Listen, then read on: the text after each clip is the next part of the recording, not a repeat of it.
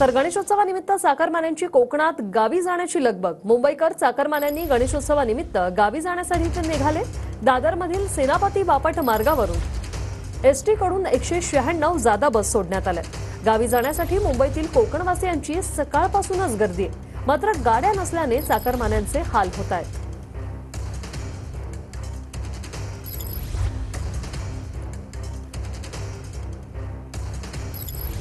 आणि कोकण हे एक आगळं वेगळं नातं असून दरवर्षी मुंबईतील अनेक चाकरमाने आपल्या कोकण या गावी गणेश उत्सवामध्ये जात असतात। आपण सध्या आहोत दादर वेस्ट येथील सेनापती बापट मार्ग येथील बस डेपोजवळ। आपण दृश्यांमध्ये बघू शकतो या ठिकाणी हे सर्व कोकणातील चाकरमाने मुंबईमध्ये वर्षभर कष्ट करून जो वर्षातील एक दिवस म्हणजे गणपतीच्या सणासाठी हे सर्व चाकरमाने आपल्या गावी जात आहेत। आपण त्यांच्याशी बातचीत करणार आहोत। आम्ही सगळे कोकणवासी वर्षभर ज्याची आर्ततेने वाट बघत असतो त्या गणेश उत्सवासाठी आम्ही एसटी महामंडळातून जात असतो, पण आम्हाला जी सेवा पाहिजे एसटी महामंडळाकडून किंवा सरकारकडून ती आम्हाला मिळत नाही आहे। जे नेता लोक आहेत त्यांना फ्रीमध्ये गाड्या त्यांच्या तिथे पोहोचलेल्या असतात, 100 गाड्या 200 गाड्या, पण आम्ही 40 दिवस अगोदर जे पैसे करतो आम्हाला या लाईनीमध्ये असं उभं राहून तरी पण आम्हाला बोलतात अर्ध्या तासात गाडी येईल, 10 मिनिटात गाडी येईल।